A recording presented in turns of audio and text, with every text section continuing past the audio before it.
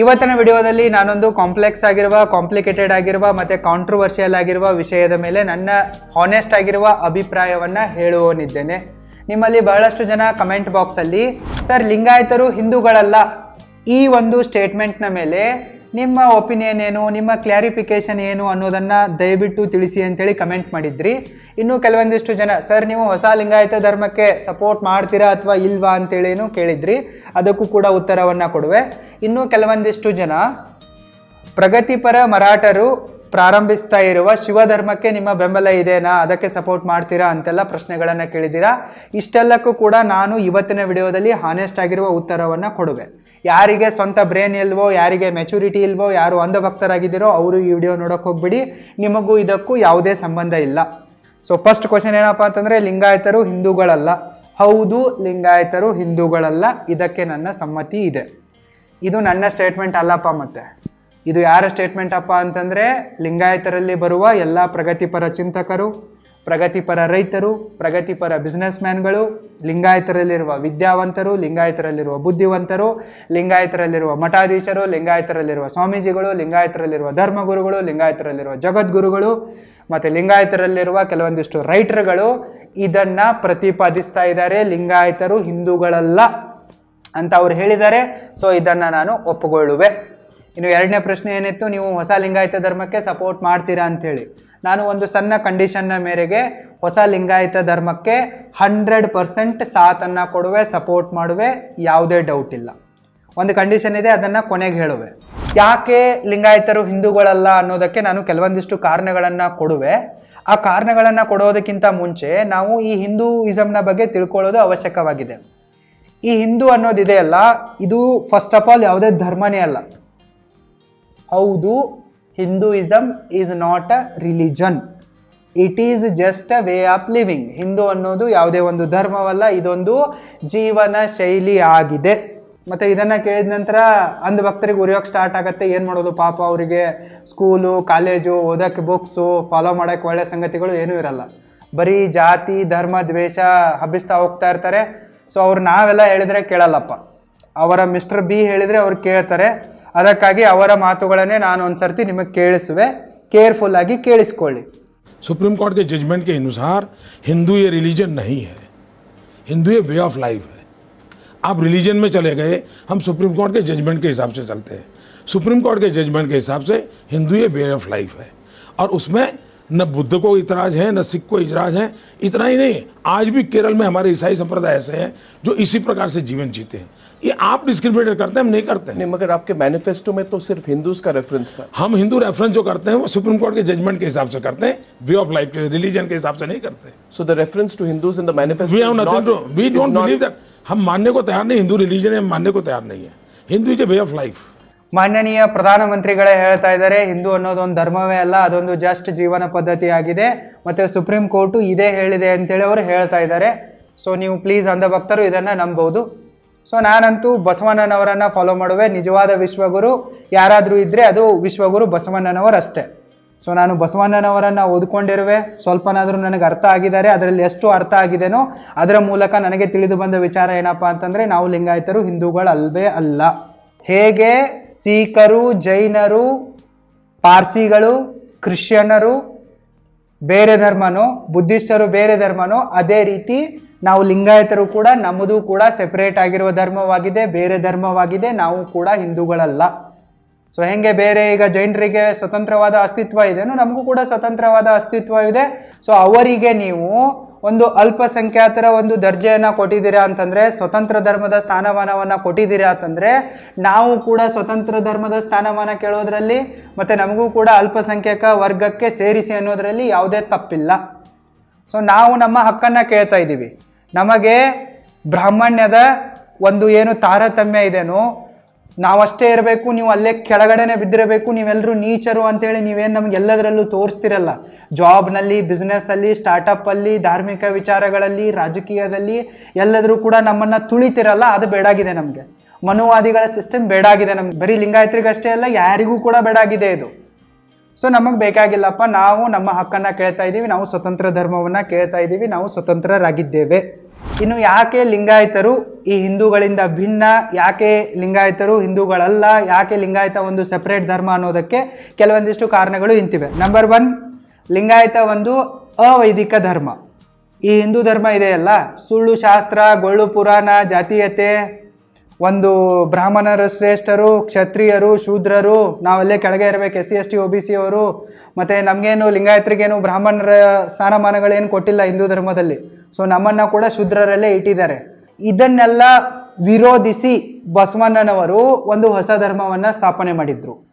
ಇದು ವೈದಿಕ ಧರ್ಮವನ್ನು ಸಪೋರ್ಟ್ ಮಾಡಲ್ಲ, ವೈದಿಕತೆಯನ್ನು ಸಪೋರ್ಟ್ ಮಾಡಲ್ಲ. ಬಸವಣ್ಣನವರು ಕೊನೆಯ ಗಳಿಗೆ ತನಕವೂ ಕೂಡ ಈ ವೈದಿಕತೆಯನ್ನು ವಿರೋಧಿಸಿನೇ ಈ ಒಂದು ಲಿಂಗಾಯತ ಅನ್ನೋ ಅವೈದಿಕ ಧರ್ಮವನ್ನು ಸ್ಥಾಪನೆ ಮಾಡಿದ್ದಾರೆ. ಲಿಂಗಾಯತಿಸಮ್ ಅಲ್ಲಿ ಮೂಢನಂಬಿಕೆಗಳಿಗೆ ಬೆಲೆ ಇಲ್ಲ, ಮೂಢನಂಬಿಕೆಗಳಿಗೆ ಜಾಗ ಇಲ್ಲ, ಅಂಧಶ್ರದ್ಧೆಗಳಿಗೆ ಜಾಗ ಇಲ್ಲ, ನಕಲಿ ದೇವರುಗಳಿಗೆ ಜಾಗವಿಲ್ಲ, ಗಂಡು ಹೆಣ್ಣು ಅನ್ನೋ ಲಿಂಗಭೇದವಿಲ್ಲ, ಮತ್ತು ನೀನು ಮೇಲು ನಾನು ಕೀಳು ಅನ್ನೋ ತಾರತಮ್ಯಗಳಿಲ್ಲ. ಇಷ್ಟೆಲ್ಲ ಡಿಫ್ರೆನ್ಸು ಹಿಂದೂಯಿಸಮ್ಗೆ ಮತ್ತು ಲಿಂಗಾಯತ ಧರ್ಮಕ್ಕಿದೆ. ಹೀಗಾಗಿ ಲಿಂಗಾಯತ ಒಂದು ಸೆಪರೇಟ್ ಆಗಿರುವ ಧರ್ಮ, ಮತ್ತು ಇದು ವೈದಿಕತೆಯನ್ನು ಬಲವಾಗಿ ವಿರೋಧಿಸುವ ಒಂದು ಅವೈದಿಕ ಧರ್ಮ, ಸೈಂಟಿಫಿಕ್ ಆಗಿರುವ ಧರ್ಮ. ರೀಸನ್ ನಂಬರ್ 2, ಲಿಂಗಾಯತರು ಶಿವನೊಬ್ಬನನ್ನೇ ಪೂಜಿಸ್ತಾರೆ. ಅದು ಯಾವ ರೂಪದಲ್ಲಿ ಪೂಜಿಸ್ತಾರಪ್ಪ ಅಂತಂದರೆ ಇಷ್ಟಲಿಂಗದ ರೂಪದಲ್ಲಿ ಪೂಜಿಸ್ತಾರೆ. ಲಿಂಗಾಯತರು ಪೂಜೆ ಮಾಡ್ತಾರೆ, ಆದರೆ ಅವರು ಗುಡಿ ಗುಂಡಾರಗಳಿಗೆ ಹೋಗಿ ಅಲ್ಲಿ ಮೂರ್ತಿ ಪೂಜೆ ಮಾಡಲ್ಲ, ಅದನ್ನು ಅವರು ವಿರೋಧಿಸ್ತಾರೆ. ಬಸವಣ್ಣನವರ ಹಾಕಿಕೊಟ್ಟ ಮಾರ್ಗದಲ್ಲೇ ನಾವೆಲ್ಲ ಲಿಂಗಾಯತರು ಸಾಕ್ತಾ ಇದ್ದೀವಿ. ಗುಡಿ ಗುಂಡಾರಗಳಿಗೇ ಹೋಗಬೇಕು, ಅಲ್ಲೇ ಪೂಜೆ ಮಾಡಬೇಕು, ಅದೇ ದೇವರನ್ನು ಪೂಜೆ ಮಾಡಬೇಕು, ನೂರಾರು ಸಾವಿರಾರು ದೇವರನ್ನು ಪೂಜೆ ಮಾಡಬೇಕು ಅಂತ ಬಸವಣ್ಣವರು ಹೇಳಿಕೊಟ್ಟಿಲ್ಲ. ಬಸವಣ್ಣನವರು ನಮಗೆ ಮೊದಲು ನೀವು ಮನುಷ್ಯರಾಗಿ ಮನುಷ್ಯರನ್ನು ಪ್ರೀತಿಸಿ ಮನುಷ್ಯರ ಥರ ಬದುಕಿ, ಗುಡಿ ಗುಂಡಾರಗಳಲ್ಲಿ ದೇವರಿಲ್ಲ, ನೀವೇ ದೇವರಾಗಿ ನೀವು ಇಷ್ಟಲಿಂಗದ ರೂಪದಲ್ಲಿ ದೇವರನ್ನು ಪೂಜಿಸಿ ಅಂತ ಹೇಳಿಕೊಟ್ಟಿದ್ದಾರೆ. ಇನ್ನು ಕೆಲವೊಂದಿಷ್ಟು ಜನ ಬರ್ತಾರೆ, ಅರ್ಧಂಬರ್ಧ ಓದಿದವರು, ಈ ಶಿವನನ್ನು ಪೂಜಿಸ್ತಾ ಇದ್ದಾರಪ್ಪ ಅಂತಂದರೆ ಶಿವ ಹಿಂದೂಯಿಸಮಲ್ಲಿ ಬರ್ತಾರಲ್ಲ, ಹಿಂದೂಗಳ ದೇವರು ಅಂತ ಅಂತಾರೆ. ಬಟ್ ಬಸವಣ್ಣನವರ ಶಿವನ ಕಲ್ಪನೆ ಬೇರೆ ಇದೆ. ನೀವು ಬಸವಣ್ಣನವರನ್ನು ಸರಿಯಾಗಿ ಓದಿ, ಬಸವಣ್ಣನವರನ್ನು ಸರಿಯಾಗಿ ಅರ್ಥ ಮಾಡ್ಕೊಳ್ಳಿ, ಬಸವಣ್ಣನವರ ವಚನಗಳನ್ನು ಸರಿಯಾಗಿ ಅರ್ಥ ಮಾಡ್ಕೊಳ್ಳಿ, ನೀವೇ ಓದಿ ತಿಳ್ಕೊಳ್ಳಿ, ನಿಮಗೆ ಗೊತ್ತಾಗತ್ತೆ ಬಸವಣ್ಣನವರ ದೃಷ್ಟಿಯಲ್ಲಿ ಶಿವ ಅನ್ನೋದಕ್ಕೆ ಒಂದು ಬೇರೆ ಕಲ್ಪನೆ ಇದೆ. ಸೊ ಬಸವಣ್ಣನವರ ಶಿವನಿಗೂ ಹಿಂದೂ ಧರ್ಮದಲ್ಲಿ ಬರುವ ಶಿವನಿಗೂ ಅಜಗಜಾಂತರ ವ್ಯತ್ಯಾಸವಿದೆ. ಸೊ ಲಿಂಗಾಯತರು ಯಾವನೋ ಒಂದು ಅಂದ್ಕೊಂಡು ಶಿವನನ್ನು ಪೂಜೆ ಮಾಡ್ತಾರೆ, ಅದಂತೂ ಕರೆಕ್ಟ್ ಆಗಿದೆ. ಒಂದೇ ದೇವರನ್ನು ಜಾಸ್ತಿ ಫಾಲೋ ಮಾಡ್ತಾರೆ, ಪೂಜೆ ಮಾಡ್ತಾರೆ, ಮತ್ತು ಗುಡಿ ಗುಂಡಾರಗಳಲ್ಲಿ ದೇವರನ್ನು ಹುಡುಕೋ ಬದಲು ತಮ್ಮ ಇಷ್ಟಲಿಂಗದ ರೂಪದಲ್ಲಿಯೇ ಶಿವನನ್ನು ಪ್ರತಿದಿನ ಪೂಜಿಸ್ತಾರೆ ಮತ್ತು ತಮ್ಮ ಕೊರಳಲ್ಲಿ ಕಟ್ಕೋತಾರೆ. ಸೊ ಈ ಪದ್ಧತಿ ಬೇರೆ ಹಿಂದೂಗಳು ಯಾರೂ ಫಾಲೋ ಮಾಡಲ್ಲ. ಸೊ ನಾವು ಅಷ್ಟೇ ಮಾಡ್ತಾ ಇದ್ದೀವಿ ಅಂತಂದರೆ ನಾವು ಡಿಫ್ರೆಂಟ್ ಆದ್ವಿ ಅಲ್ಲ, ನಾವು ಬೇರೆ ಧರ್ಮ ಆದ್ವಿ, ಸ್ವತಂತ್ರರಾದ್ವಿ ಅಲ್ಲ ನಾವು. ರೀಸನ್ ನಂಬರ್ 3, ಮರಣದ ನಂತರದ ಸಂಸ್ಕಾರಗಳು ಮತ್ತು ನಂಬಿಕೆಗಳು ಲಿಂಗಾಯತರಲ್ಲಿ ಬೇರೆ ಇವೆ. ಉದಾಹರಣೆಯನ್ನು ಕೊಡಬೇಕಪ್ಪ ಅಂತಂದರೆ, ಈಗ ಹಿಂದೂಗಳಲ್ಲಿ ಯಾವುದಾದ್ರೂ ಒಬ್ಬ ವ್ಯಕ್ತಿ ತೀರ್ಕೊಂಡ್ರೆ ಅವನ ಶವವನ್ನು ಮ್ಯಾಕ್ಸಿಮಮ್ ಕೇಸಸ್ಗಳಲ್ಲಿ ಮ್ಯಾಕ್ಸಿಮಮ್ ಕಡೆಗಳಲ್ಲೆಲ್ಲ ಏನು ಮಾಡ್ತಾರೆ, ಅಗ್ನಿಸ್ಪರ್ಶ ಮಾಡ್ತಾರೆ, ದಹನ ಮಾಡ್ತಾರೆ, ಸುಡ್ತಾರೆ. ಆದರೆ ಲಿಂಗಾಯತರಲ್ಲಿ ಒಬ್ಬ ವ್ಯಕ್ತಿ ತೀರ್ಕೊಂಡಪ್ಪ ಅಂತಂದರೆ ಅವನ ಶವವನ್ನು ಮಣ್ಣಲ್ಲಿ ಹೂಳ್ತಾರೆ, ಅಂದರೆ ಮಣ್ಣು ಮಾಡ್ತಾರೆ. ಸೊ ಇಲ್ಲಿ ಡಿಫ್ರೆನ್ಸ್ ಆಯ್ತಲ್ಲ, ಅಂದರೆ ಲಾಟ್ ಆಫ್ ಡಿಫ್ರೆನ್ಸ್ ಇದೆ. ಇನ್ನು ಲಿಂಗಾಯತರಲ್ಲಿ ಶ್ರಾದ್ದ ಮಾಡಲ್ಲ ನಾವು ಪೂರ್ವಜರಿಗಾಗಿ, ಬಟ್ ಹಿಂದೂಗಳಲ್ಲಿ ಶ್ರಾದ್ದ ಅನ್ನೋ ಪರಂಪರೆ ಇದೆ.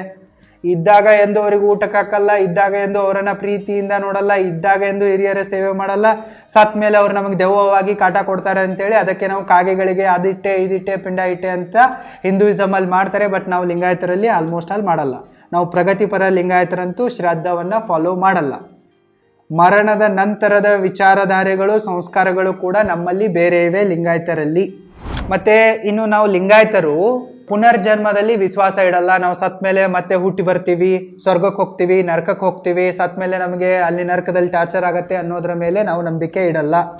ಲಿಂಗಾಯತರೆಲ್ಲರೂ ಕೂಡ ಬದುಕಿರುವಾಗ ನಾವು ಯಾವ ಲಿಂಗವನ್ನು ದೇವರಂತ ಪೂಜೆ ಮಾಡಿರ್ತೀವೋ, ನಮ್ಮ ಇಷ್ಟ ಲಿಂಗವನ್ನು, ನಾವು ಸತ್ತ ನಂತರ ಅದರಲ್ಲೇ ಲಿಂಗೈಕ್ಯರಾಗ್ತೀವಿ, ಅದರ ಜೊತೆಗೇ ನಾವು ಸೇರ್ಕೊಂಡು ಬಿಡ್ತೀವಿ, ನಾವು ಮತ್ತೆ ಹುಟ್ಟಿ ಬರ್ತೀವಿ ಅಂತ ಅಂದ್ಕೊಳ್ಳಲ್ಲ. ದ ಎಂಡ್ ಅಂದಂಗೆ ನಾವು ಶಿವಯೋಗವನ್ನು ತೆಗೆದುಕೊಳ್ತೀವಿ ಮರಣದ ನಂತರ ಅಂತ ನಂಬಿದ್ದೇವೆ.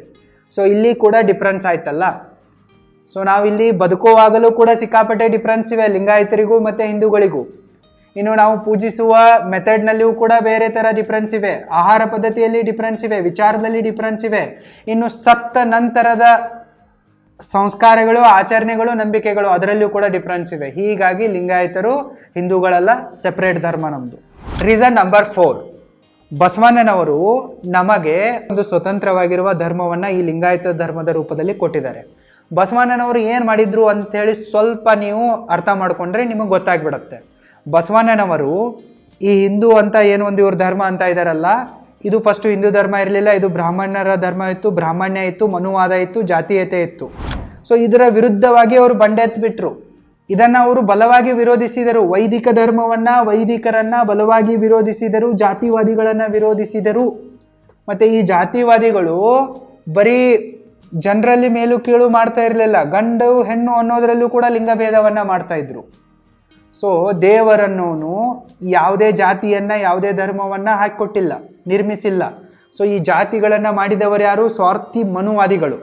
ಸೊ ಇವರು ತಮ್ಮ ಸ್ವಾರ್ಥಕ್ಕಾಗಿ, ತಾವು ಕೆಲಸ ಮಾಡದೆ ಬದುಕುವುದಕ್ಕಾಗಿ ಕೆಲವೊಂದಿಷ್ಟು ಜಾತಿಗಳನ್ನ ಸೃಷ್ಟಿ ಮಾಡಿಬಿಟ್ರು. ಸೊ ಅದನ್ನೇ ನಮ್ಮ ಜನ ಫಾಲೋ ಮಾಡಿಬಿಟ್ರು. ಯಾಕಂತಂದರೆ ನಮಗೆ 2000 ವರ್ಷಗಳ ತನಕವೂ ಕೂಡ ರಾಜ್ಯ ಆಳೋ ಒಂದು ಅಧಿಕಾರ ಇರಲಿಲ್ಲ. ಯಾಕಂದರೆ ನಮಗೆ ಶಿಕ್ಷಣವನ್ನೇ ಕೊಡ್ತಾ ಇರಲಿಲ್ಲಲ್ಲ.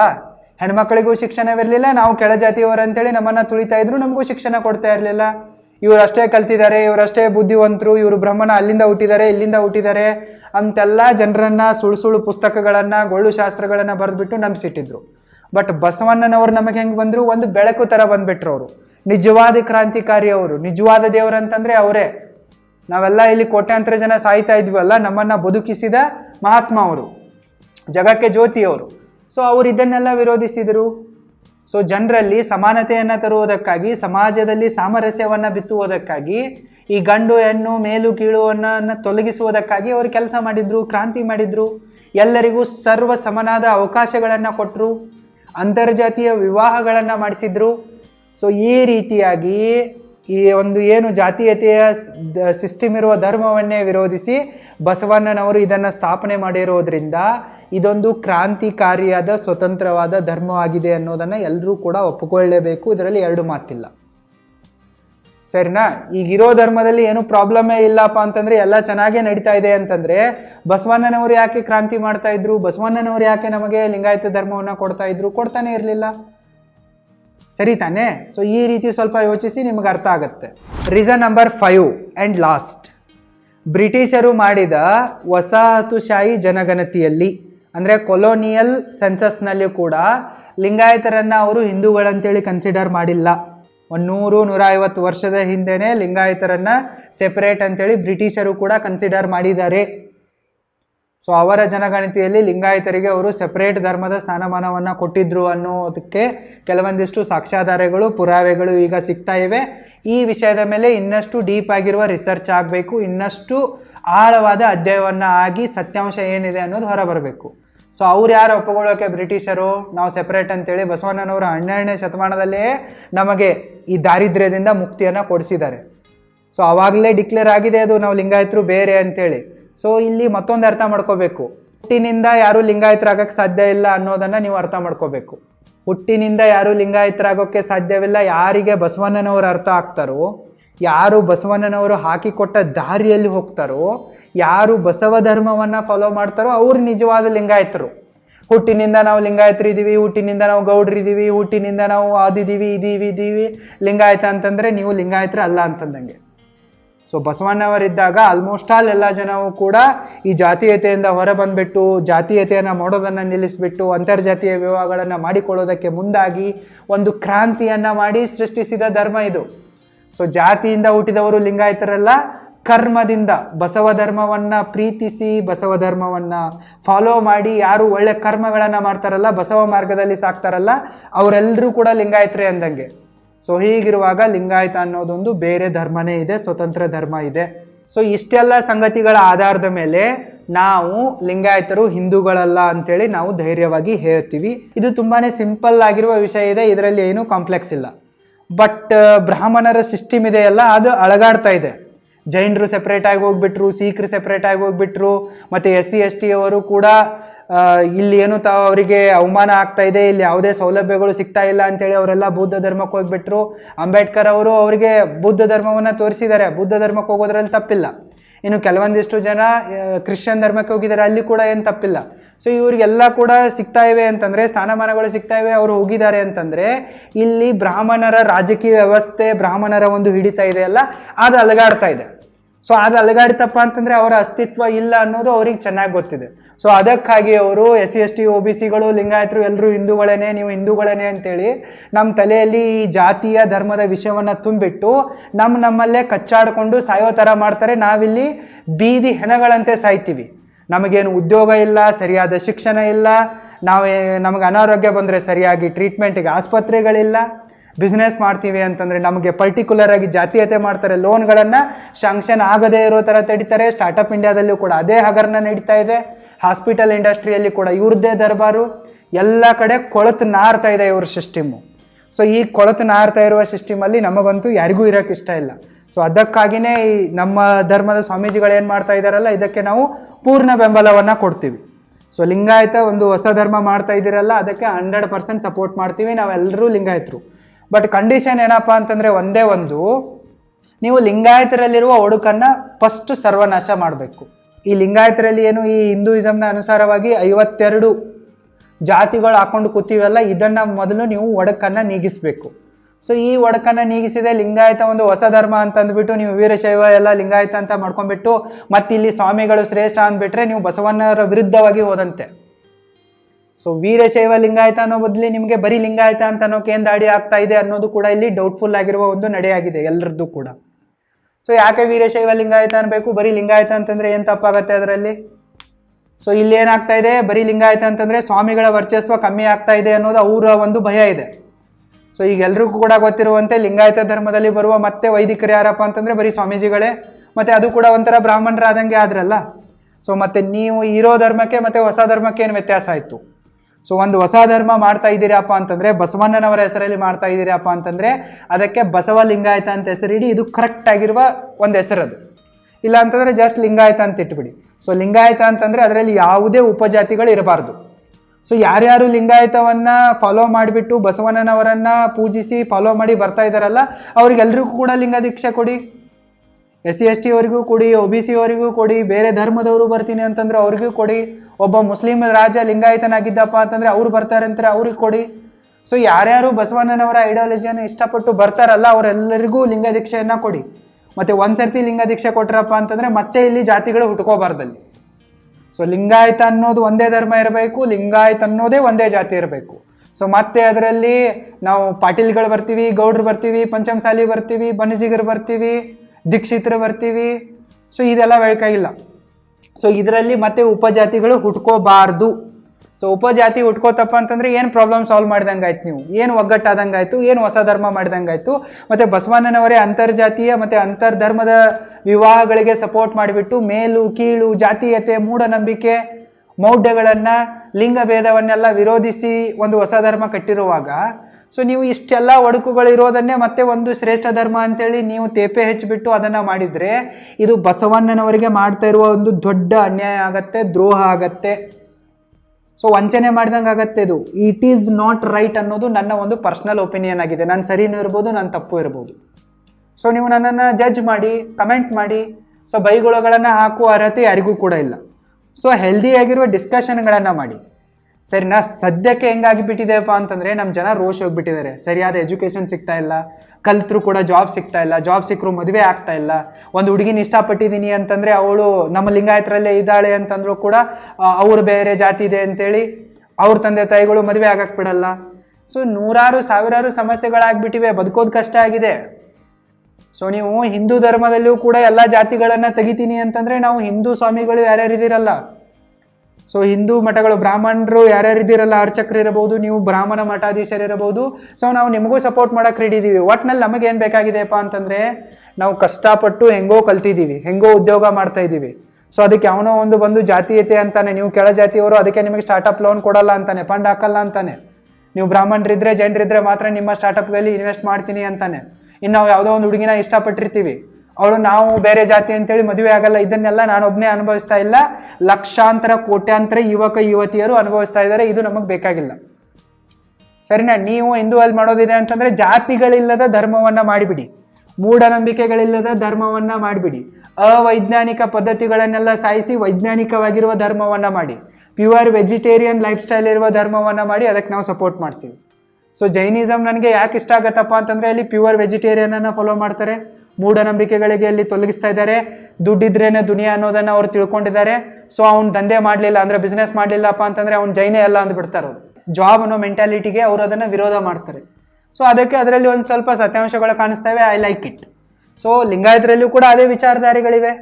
ಸೊ ಇನ್ನೇನು ಏನು ಹಿಂದೂ ಅನ್ನೋದೊಂದು ಧರ್ಮ ಅಂತ ಪ್ರತಿಪಾದನೆ ಮಾಡ್ತಾ ಇದ್ದೀರಲ್ಲ, ಅದನ್ನು ನಿಮ್ಮ ಲೀಡರ್ಗಳೇ ಒಪ್ಕೊತಾ ಇಲ್ಲಪ್ಪ. BJPನೇ ಒಪ್ಕೊತಾ ಇಲ್ಲ, ಮಿಸ್ಟರ್ ಮೋದಿನೇ ಒಪ್ಕೊತಾ ಇಲ್ಲ. ಸೊ ನಾನು ಇನ್ನೊಂದು ಕ್ಲಾರಿಫಿಕೇಶನ್ ಕೊಡ್ತೀನಿ. ಈ BJP ಇದೆಯಲ್ಲ RSSನ ಮಗು. BJPಯ ಅಪ್ಪ ಯಾರಂತಂದರೆ RSS. ಸೊ ಈ ಮಗು ಇತ್ತಲ್ಲ, ಮಗು ಈಗ ವಯಸ್ಸಿಗೆ ಬಂದುಬಿಟ್ಟಿದೆ, ಪ್ರೌಢಾವಸ್ಥೆಗೆ ಬಂದುಬಿಟ್ಟಿದೆ BJP. ಸೊ ಹಂಗಾಗಿ ಅದು ಅಪ್ಪನ ಮಾತು ಕೇಳಲ್ಲ. RSSನ ಕೈ ಮೀರಿ ಹೋಗಿಬಿಟ್ಟಿದೆ BJP. ಸೊ BJP ಎಲ್ಲಿದೆಪ್ಪ ಅಂತಂದರೆ ಈಗ ಗುಜರಾತಿ ಬಿಸ್ನೆಸ್ ಮ್ಯಾನ್ಗಳ ತಾಳಕ್ಕೆ ತಕ್ಕಂತೆ ಕುಣಿಯೋದ್ರಲ್ಲಿ ಬಿಜಿ ಆಗಿಬಿಟ್ಟಿದೆ. ಸೊ ಇಲ್ಲಿ ಹೇಳೋದು ಹಿಂದೂ ಅನ್ನೋ ಧರ್ಮವೇ ಅಲ್ಲ ಅಂತೇಳಿ ನ್ಯೂಸ್ ಚಾನಲ್ನಲ್ಲಿ ಕುತ್ಕೊಂಡ್ಬಿಟ್ಟು ಫಾರಿನ್ಗೆ ಹೋಗಿ ಎಲ್ಲ ಹೇಳೋದು. ಮತ್ತು ಇಲ್ಲಿ ಇಂಡಿಯಾದಲ್ಲಿ ಬಂದುಬಿಟ್ಟು ವಿ ವಿಲ್ಡ್ ಹಿಂದೂ ನೇಷನ್, ನಾವು ಹಿಂದೂ ರಾಷ್ಟ್ರ ಮಾಡ್ತೀವಿ ಅಂತೇಳಿ ಗಂಟ್ಲಾರ್ಕೊಳ್ಳೋದು. ಸೊ ಇಂತಹ ಮಾತಿಗೆ ಮಾತು ಬದಲಾಯಿಸೋರನ್ನು, ಬಣ್ಣ ಬದಲಾಯಿಸೋರನ್ನು, ಬಾಯಿ ಬಿಟ್ಟರೆ ಸುಳ್ಳು ಹೇಳೋರನ್ನು ಹೆಂಗೆ ನಂಬ್ಕೊಂಡು ಜನ ಬದುಕೋಕ್ಕಾಗತ್ತೆ? ಸೊ ನೀವು ಹಿಂದೂಯಿಸಮ್ ಮಾಡ್ತೀನಿ ಅಂತಂದರೆ ಅಲ್ಲಿ ಜಾತಿಗಳಿಲ್ಲಪ್ಪ ಅಂತಂದರೆ ವಿ ಸಪೋರ್ಟಿವ್.